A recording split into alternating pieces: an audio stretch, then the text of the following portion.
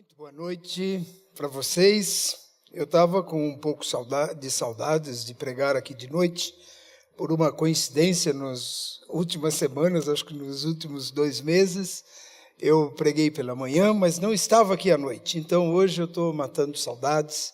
Eu espero que esta palavra possa trazer uma grande contribuição para a sua vida espiritual, como trouxe para mim algumas coisas muito importantes. Nós estamos falando sobre a cruz. Você vê a cruz aqui, né, na frente. E a igreja tem tudo a ver com a cruz. Na maioria das vezes a gente pensa que é aquela cruz que está assim em cima da torrezinha da igreja, ou no logotipo da igreja, ou alguma coisa assim, mas não é só isso. A igreja foi criada pela cruz. A origem da igreja está na cruz. A cruz é a porta de entrada para a igreja. A igreja só tem sentido se nós passarmos pela cruz. O título da minha mensagem hoje é Cruz, o acesso à mesa do Pai. Nós vamos fazer como se fosse uma viagem. Nós vamos entrar pela cruz e ver o que tem lá dentro. O que está à nossa espera depois da cruz. E com certeza nós vamos aprender muita coisa. E eu gostaria que você preparasse o seu coração para que Deus falasse com você. Tem muita informação, tem muita coisa nova, muitas coisas que podem surpreender você, mas o principal não é isso, não são informações. O principal é que Deus pode falar ao seu coração com alguma coisa muito importante para a sua vida. Então preste atenção na voz de Deus. Às vezes um trecho de um versículo, às vezes uma frase, alguma coisa Deus pode usar para pegar o seu coração e tratar do seu coração, e cuidar do seu coração, e cuidar da sua fé. Então preste atenção e deixe Deus falar ao seu coração. Muito bem. Nós vamos começar essa viagem entendendo um pouquinho a respeito da igreja. Jesus fala apenas 2 vezes sobre igreja no que está registrado nos evangelhos. Apenas 2 vezes. Mas isso não significa que é algo de menor importância. Porque nós vamos ver o que ele fala. E ele fala coisas magníficas a respeito desta igreja. Vamos ver então em Atos capítulo 16, quando Jesus fala pela primeira vez a palavra igreja, que está registrado no Novo Testamento. Mateus capítulo 16, versículo 18. Também eu te digo que tu és Pedro, e sobre esta pedra edificarei a minha igreja, e as portas do inferno não prevalecerão contra ela. Então, ele diz, eu vou edificar a minha igreja, a igreja dele. Um pouco antes, Jesus tinha perguntado para os discípulos o que o povo dizia que ele era. E aí, ele ouviu muitas respostas. Ele ouviu resposta, por exemplo, do Sinédrio para os judeus, que era uma comunidade onde eles se reuniam, e eles diziam assim, o senhor parece ser um profeta que traz uma mensagem para o povo de Israel. Isso é o que o povo pensa. Um dos profetas. O Senhor traz uma mensagem nova para esses povos novos que estão assumindo a liderança do mundo, como o Império Romano estava dominando a Palestina naquela época. Então, cada um desses povos tinha a sua igrejinha.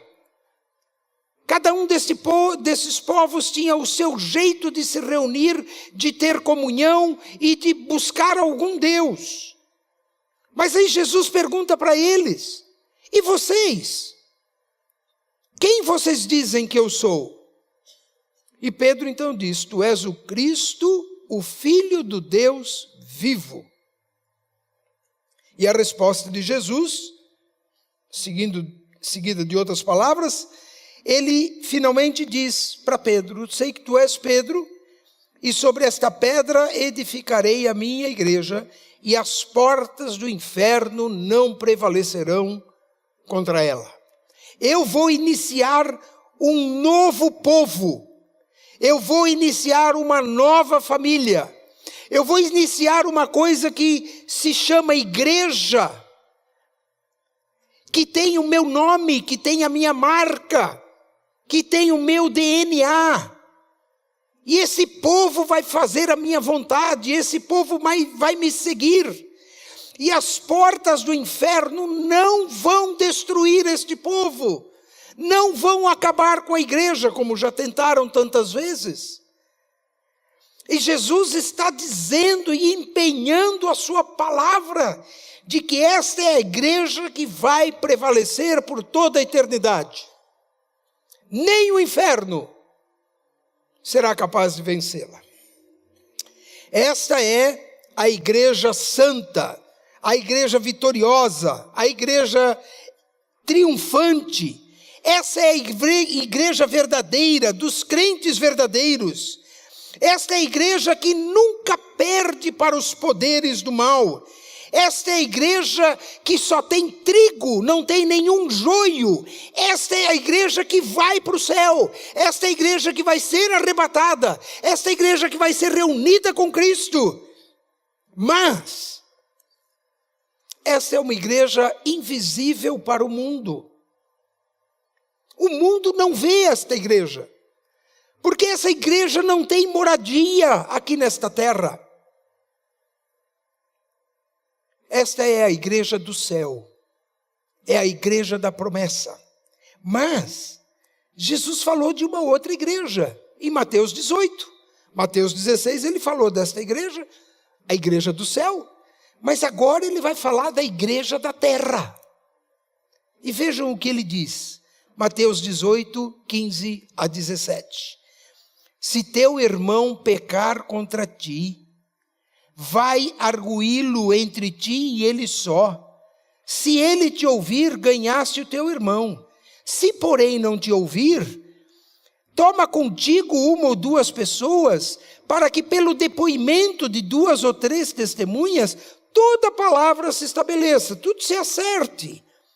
Se ele não os atender, dize-o à igreja. E se recusar a ouvir também a igreja, considera-o como gentil e publicano. Que igreja é essa? Veja, essa igreja, na descrição de Jesus, ela começa com problemas aqui da terra, com desentendimento entre os irmãos. Se o teu irmão pecar contra ti, isso acontece bastante na nossa família, nos nossos relacionamentos cristãos, na igreja, no ministério. Nós temos ideias diferentes, nós não concordamos, às vezes não temos paciência com alguém, respondemos mal, então nós pecamos uns contra os outros. Então essa é uma igreja que tem pecado. E aí Jesus ensina como deve ser buscada a reconciliação. E se em última instância as pessoas não quiserem se perdoar e se reconciliar, leve a igreja, a liderança da igreja, oficialmente a igreja, para que a igreja ajude a resolver o problema. Então essa é uma igreja que tem endereço, que se sabe onde ela está, que se sabe quem faz parte dela. E essa é normalmente o que nós chamamos da igreja local, como esta igreja que se reúne neste local. Essa tenda não é a igreja somos nós.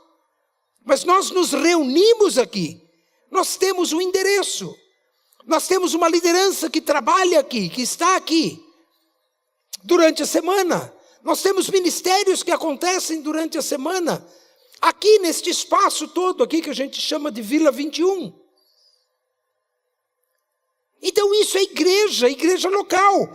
Essa igreja é uma igreja humana, é uma igreja da terra, é uma igreja pecadora. Mas essa igreja é a igreja que o mundo vê. E o que o mundo vê em nós, o mundo recebe como uma mensagem subliminar da verdade de Cristo. Por isso nós devemos dar bom testemunho. Por isso nós devemos ser sal e luz, como nós cantamos.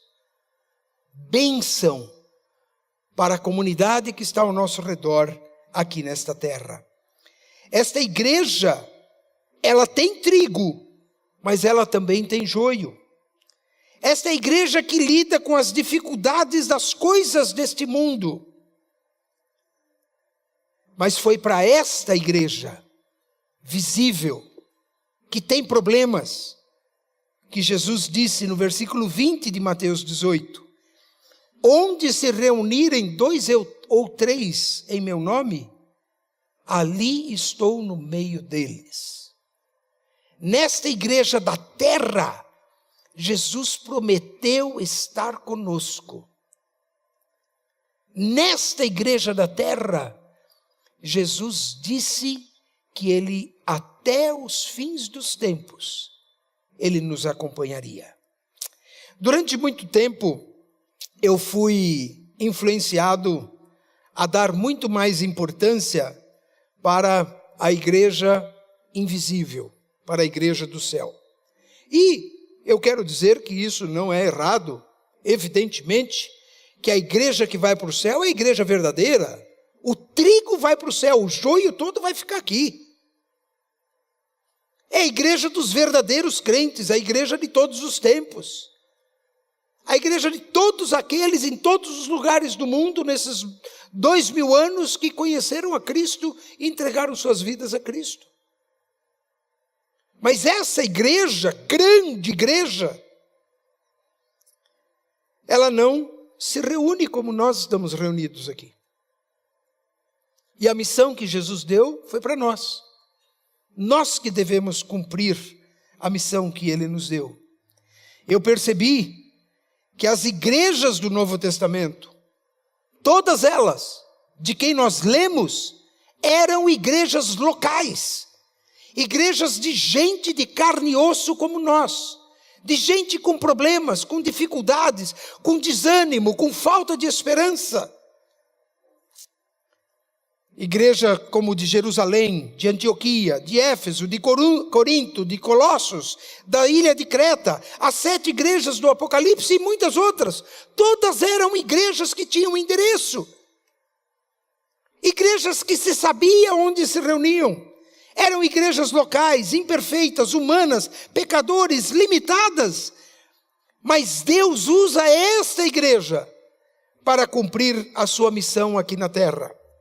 Esta é a visão humana da família de Deus, da igreja do céu, do povo eterno de Deus. Agora vamos falar um pouquinho sobre a cruz. E depois nós vamos juntar essas duas coisas.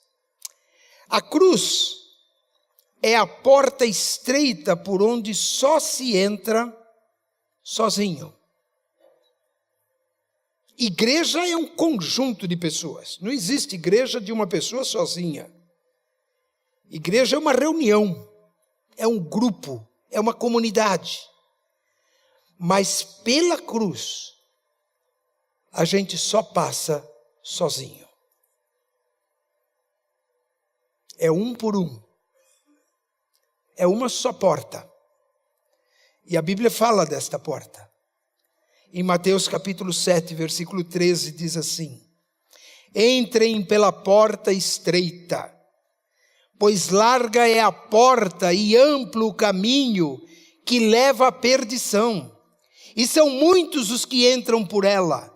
Como é estreita a porta e apertado o caminho que leva à vida, são poucos que a encontram.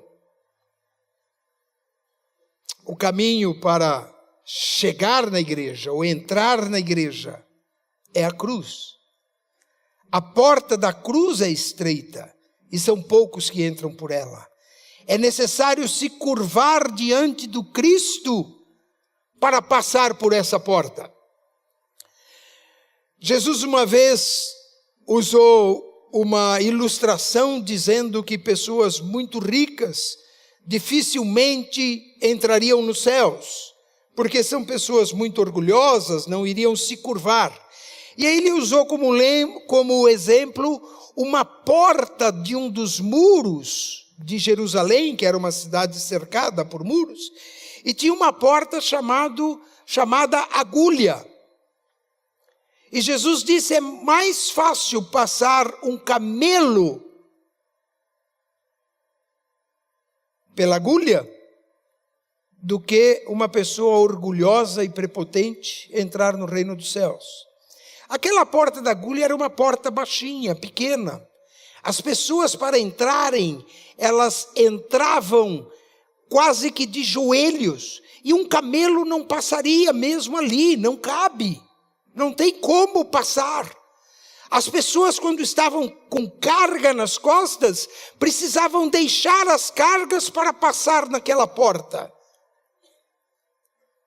Assim é a cruz. A gente não entra na cruz com a nossa bagagem, com o nosso orgulho, com a nossa prepotência. A gente só entra na cruz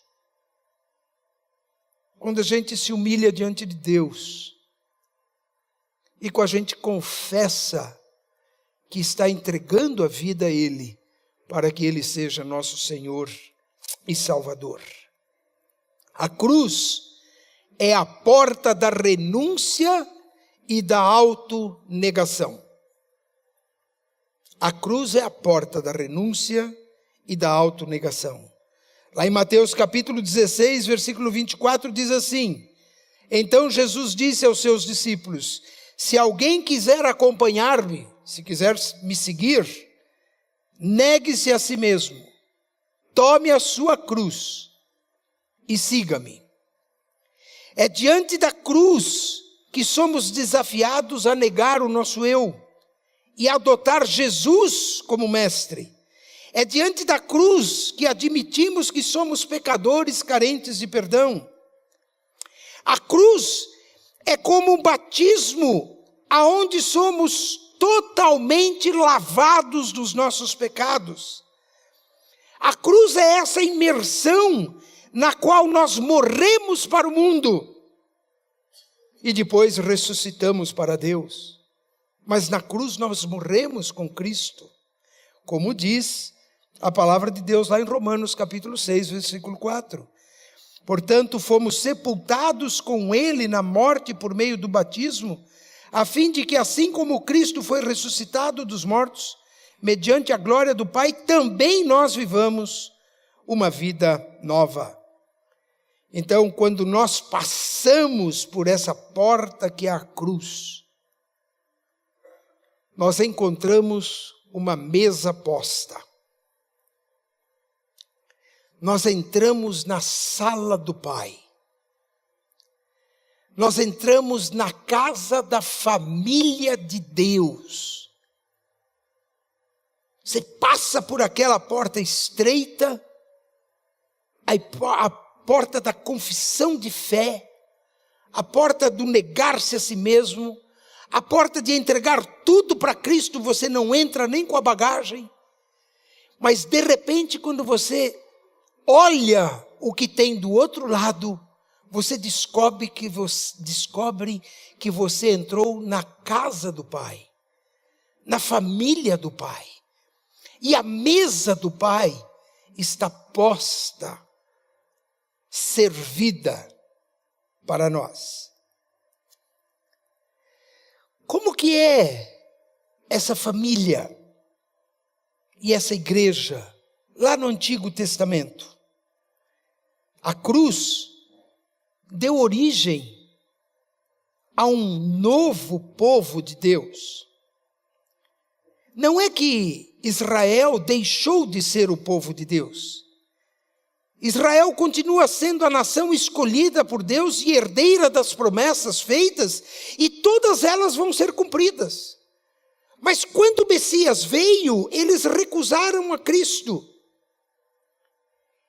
Então Deus formou um novo povo, um povo espiritual, que não tem promessas de terra para esta terra, como a terra prometida, não tem promessa para as tribos, como foram dadas para a tribo de Israel, não tem promessa de uma terra onde mana leite e mel, onde os cachos de uva precisam de 2 pessoas para carregá-lo. Essas não são promessas para a igreja, são promessas para Israel. Mas diante da rejeição de Jesus, Deus chamou um povo que não era povo para ser o seu herdeiro espiritual e para cumprir a missão espiritual aqui na terra. Temporariamente, a igreja tomou o lugar de Israel, nesse tempo que se chama o tempo da graça, a dispensação da graça, o tempo da igreja. E a igreja é a família de Deus, a igreja é o povo de Deus. E quem quiser fazer parte da família de Deus, seja judeu ou gentil, tem que passar pela única porta que é a cruz de Cristo. É a cruz que forma este novo povo de Deus, que é a igreja. Lá em Isaías capítulo 42, versículos 5 a 9, está profetizado a respeito dessa igreja. Diz assim: assim diz Deus, o Senhor, que criou os céus e os estendeu, formou a terra e tudo quanto produz, que dá fôlego de vida ao povo que nela está e o espírito aos que andam nela.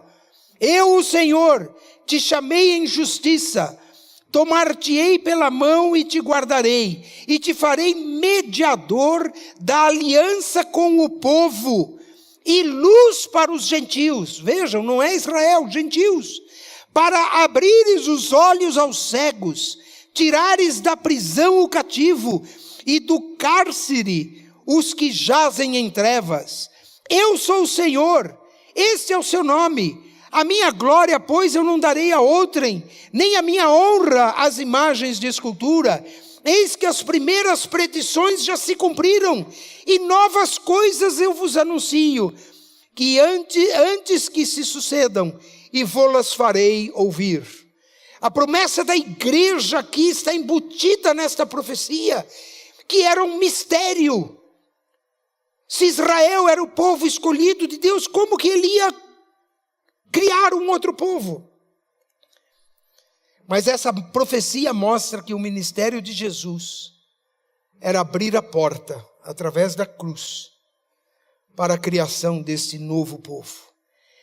Em Isaías capítulo 65, primeiro versículo, diz assim: fui buscado pelos que não perguntavam por mim, fui achado por aqueles que não me buscavam.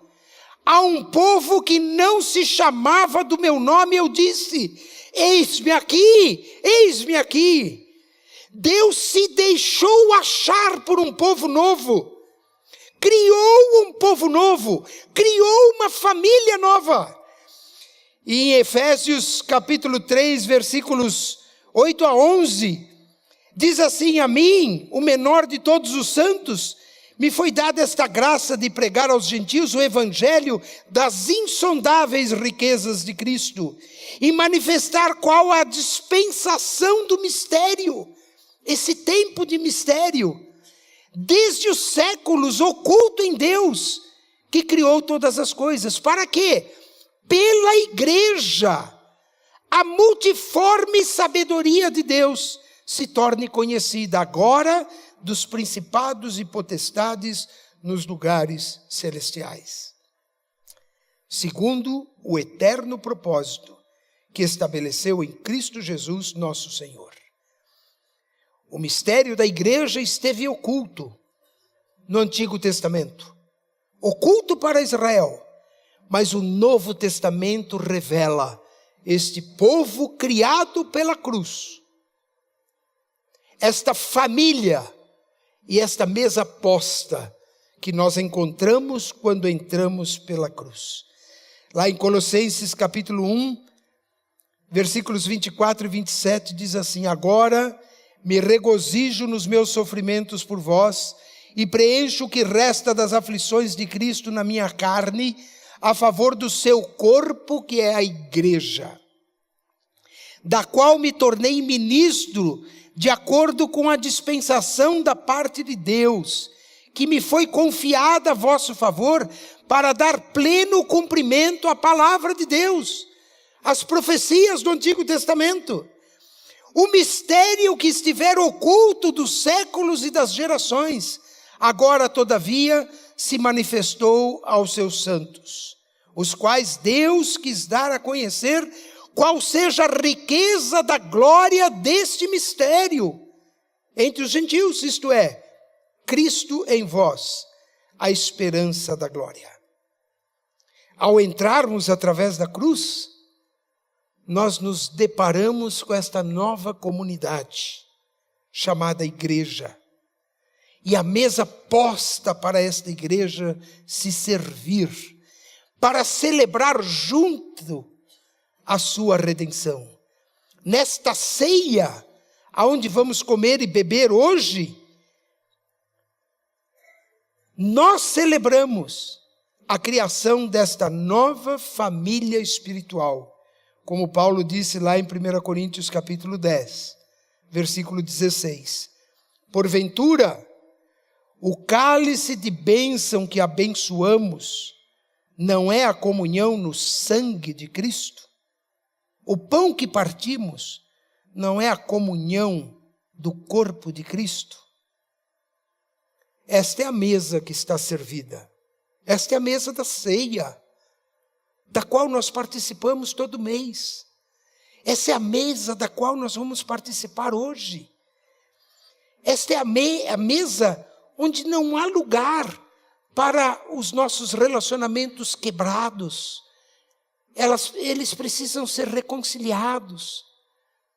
É o lugar do perdão, é o lugar do amor, é o lugar da celebração, é o lugar de trocar os pés sujos pelos pés limpos por Cristo.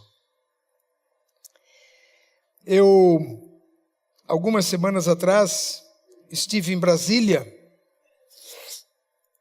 e participei de uma reunião com vários senadores, ministros, deputados, autoridades do executivo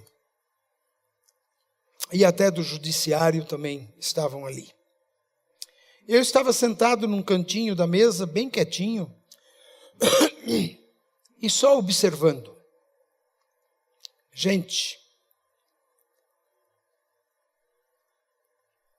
Brasília é um covil de vaidades.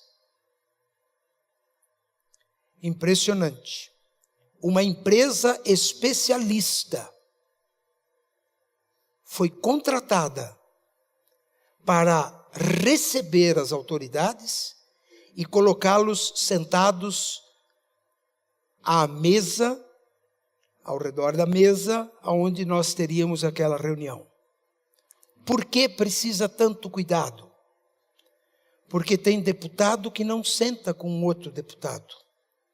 Tem ministro que não quer sentar de frente com a outra autoridade com a qual ele não se dá bem. Eu vi um senador não gostar do lugar que foi feito para ele, e ele saiu da sala. E essa equipe e essa empresa que faz essa coisa toda ali de formalidades, foi atrás do senador e ofereceu para ele um novo lugar. E ele disse onde ele gostaria de sentar, e ele sentou. Sabe o que eu lembrei? Lembrei exatamente disso que nós estamos vendo sobre a igreja. Quando D. João VI veio para o Brasil, como o rei de Portugal, ele no Brasil, ele instituiu o que ele já tinha em Portugal, que se chamou a cerimônia do beijamão. E ele, algumas tardes, entardecer dos dias da semana, ele deixava o público entrar. E eles faziam uma fila grande. E ele ficava com a mão estendida para que eles beijassem a mão dele. Para que reconhecessem que ele era o rei, a autoridade todo-poderoso. E que o povão tinha que se ajoelhar diante dele e beijar a mão. Eu vi isso acontecer com os meus olhos em Brasília há poucas semanas atrás. E sabe o que Jesus fez? Ele não começou uma cerimônia de beijamão, nem com ele. Ele nesta ceia, na última ceia, ele se levantou, pegou uma toalha, pegou uma bacia com água e foi, em discípulo por discípulo, lavando os pés dos discípulos. Beija a mão e lava pés. Beija a mão é para o mundo. Lava pés é para a igreja. Lava pés é para nós. O perdão de um para com os outros.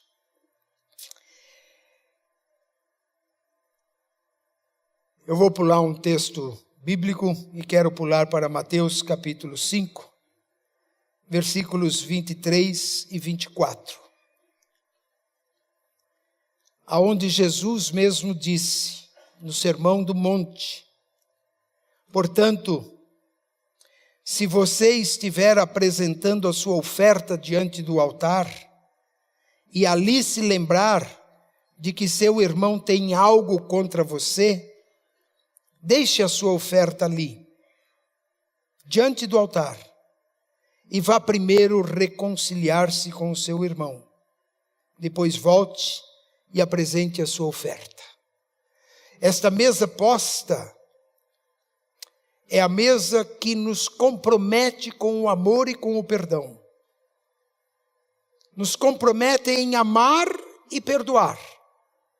E nos compromete também em pedir perdão. Eu quero caminhar para a conclusão, falando sobre a igreja, sobre essa mesa posta. Mas eu quero, antes de sugerir 3 atitudes para nós tomarmos a ceia que nós vamos tomar hoje, eu quero até pedir licença, mas com todo respeito, comunicar uma coisa que é muito mal entendida. Me escutem muito bem. Recentemente eu tive no enterro de uma vovó, e estava com a família, marido, os filhos, genros, netos. E aí a gente, para consolar, a gente diz assim: puxa, essa separação é por pouco tempo. Lá no céu nós vamos estar juntos de novo. Eu quero dizer para vocês que isso é verdade, mas não é toda a verdade. Você e sua família não vão se reunir lá no céu. Vocês não vão ter uma casinha só para vocês. A minha família chama Reis, a família da Maldi é Leite. Nós não vamos ter um castelo para a família Reis, porque Reis tem que ter castelo, né?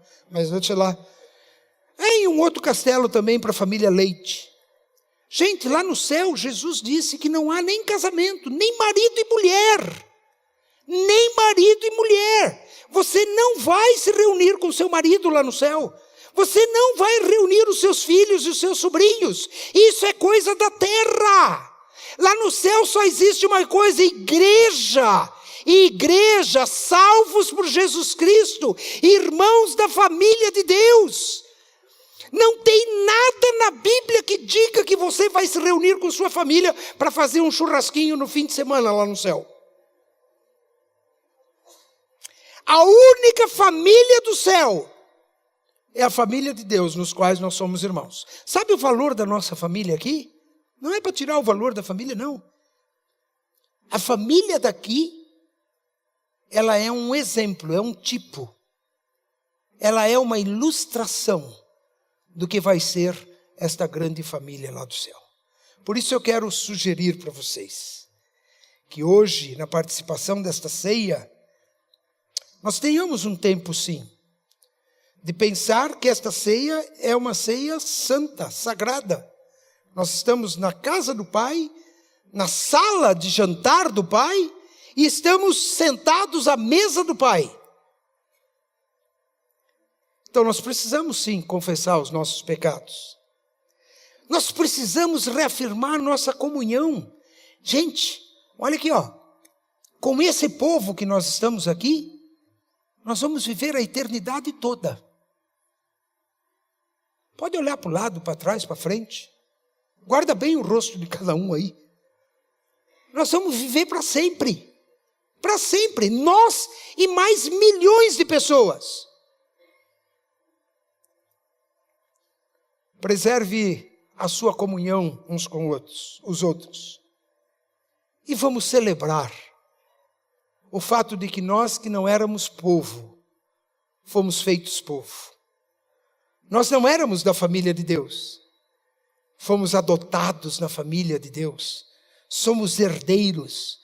Nós nos tornamos filhos de Deus, participantes desta família eterna de Deus. Participar da ceia é um prazer, é uma alegria, é uma celebração. O pastor Alexandre hoje pregou de manhã que é uma festa. E dentro do contexto da Páscoa judaica é uma festa mesmo. Então se alegre em participar desta ceia. Porque a ceia traz para o seu coração a paz de Deus, o perdão de Deus, a graça de Deus, a promessa eterna de Ele estar com você e de você estar com Ele. Nós vamos cantar juntos agora uma canção que fala disso. Enquanto cantamos, nós vamos nos preparar aqui para distribuir a ceia, mas eu gostaria muito que você pensasse nesta canção e cantasse essa canção como uma expressão do que você acredita. Você é parte da família de Deus. Você foi conquistado para ser este novo povo de Deus chamado igreja. Vamos ficar em pé e vamos cantar celebrando essa nossa redenção.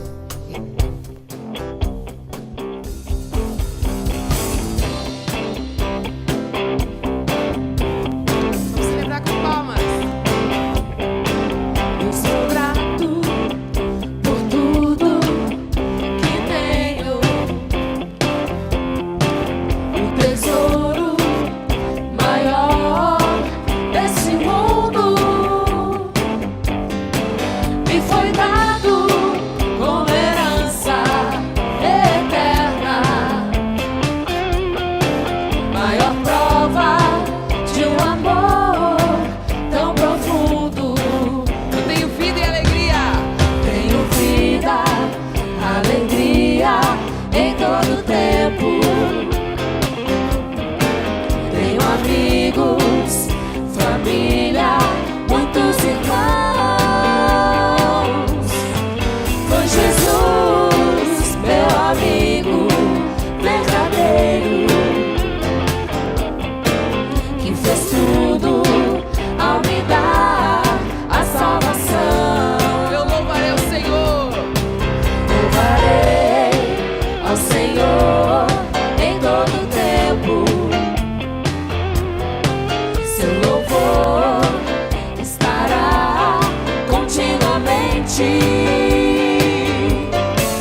em meus lábios e também no coração. Jesus Cristo será sempre minha canção.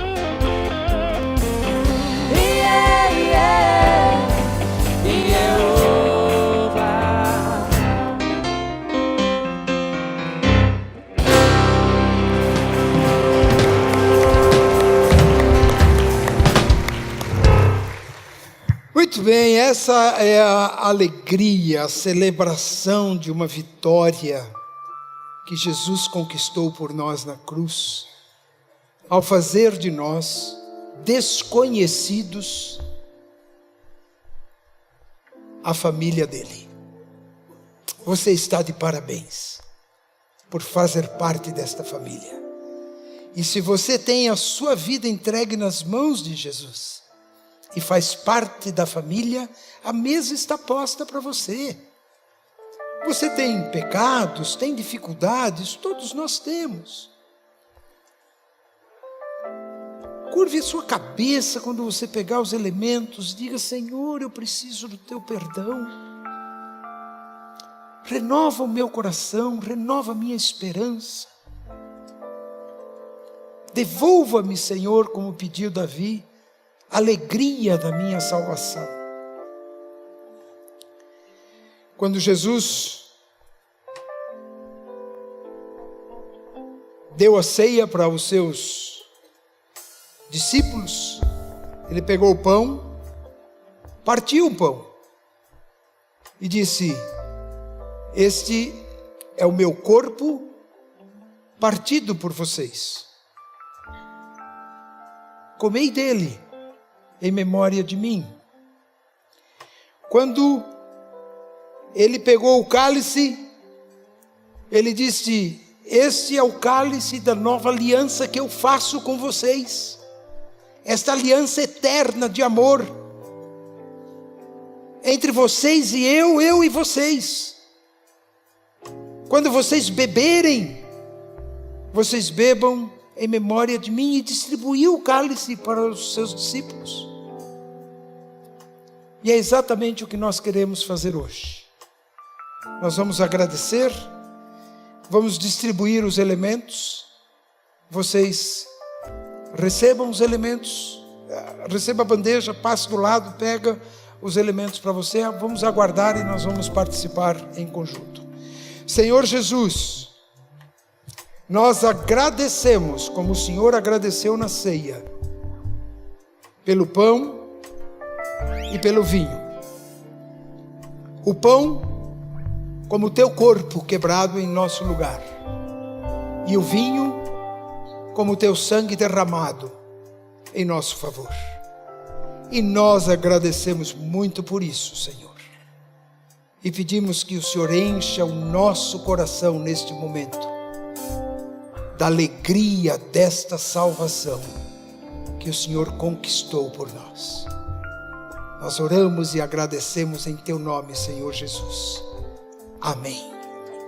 Podem sentar e vocês vão ser servidos agora por esses jovens que estão aqui conosco, nos dando o prazer de ministrar juntos esta ceia. E eles vão servi-los com ela.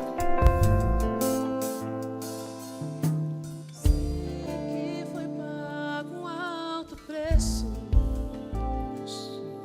para que contigo fosse o meu irmão. Quando Jesus derramou sua vida, Ele pensava em ti, Ele pensava em ti, pensava em nós.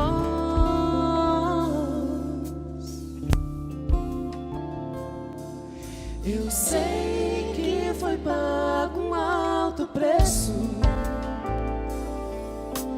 para que contigo eu fosse o meu irmão.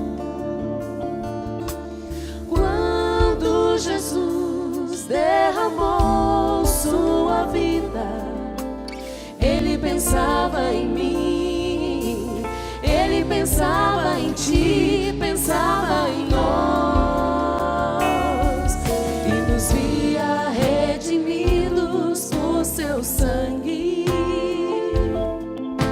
lutando o bom combate do Senhor, lado a lado trabalhando, sua igreja edificando e rompendo as barreiras pelo amor. E na força do Espírito Santo nós proclamamos aqui que pagaremos o preço de sermos um só coração no Senhor. E por mais que as trevas militem e nos tentem separar, com os nossos olhos em Cristo, unidos iremos andar.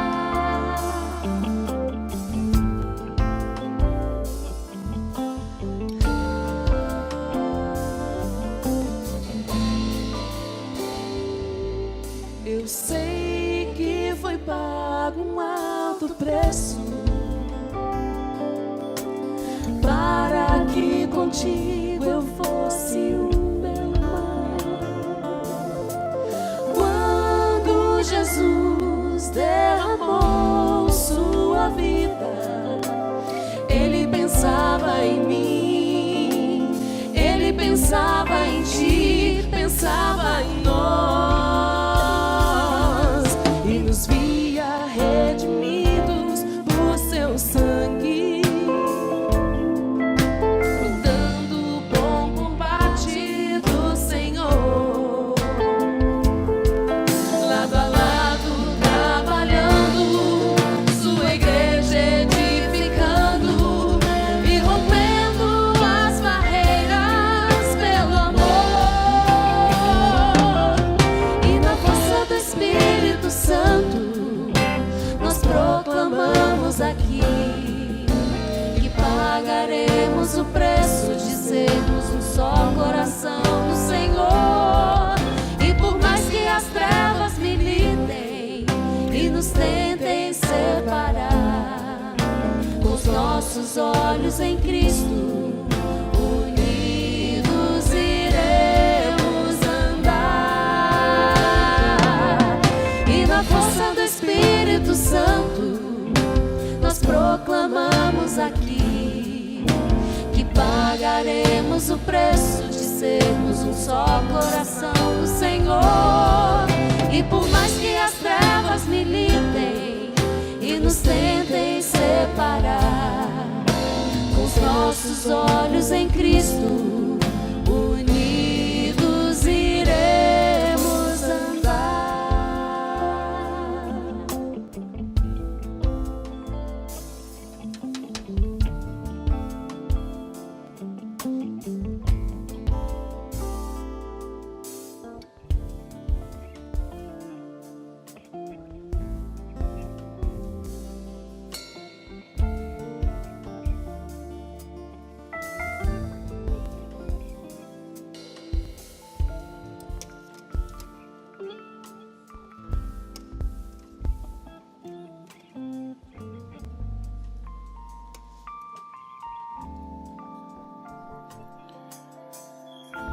Senhor Jesus tomou o pão e disse: comei dele em memória de mim. E disse isso para os seus discípulos, para a sua família, para o seu novo povo, que é a igreja.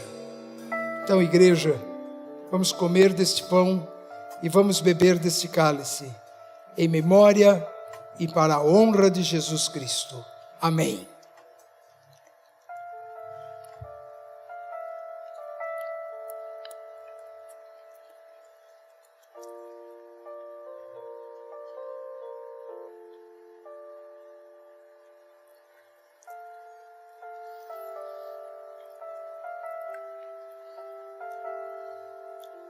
Senhor Jesus, a nossa memória reconhece o teu sofrimento, mas também celebra a tua vitória e o benefício que isso trouxe para nós. Quando Deus disse para Israel comemorar a Páscoa, foi para não se esquecer das grandes maravilhas que Deus tinha feito em tirar o povo do Egito. O Senhor, quando instituiu a ceia, disse para nos lembrarmos do que o Senhor fez por nós. E é a mesma festa. Nós fomos livres dos nossos pecados, nós fomos perdoados, não tem escravidão ou cadeias que nos prendam. Nós sempre temos a esperança de um novo amanhecer. A nossa vitória está garantida pela tua vitória. O nosso nome está escrito no livro da vida. Por isso nós celebramos, Senhor, a vitória que o Senhor conseguiu em nosso favor na cruz do Calvário. E queremos confessar a nossa dependência no Senhor. E queremos declarar o nosso compromisso contigo. Ajuda-nos, Senhor, a caminhar como um povo feliz, perdoado, comprometido, obediente e fiel à tua palavra. Que o Senhor faça isso. E que este povo todo espalhado nesta semana por estas cidades aqui ao nosso redor seja sal e luz, para que o teu nome seja honrado e para que o mundo conheça o teu evangelho. Nós pedimos isso em nome do Pai, do Filho e do Espírito Santo. Amém e amém. Que Deus os abençoe.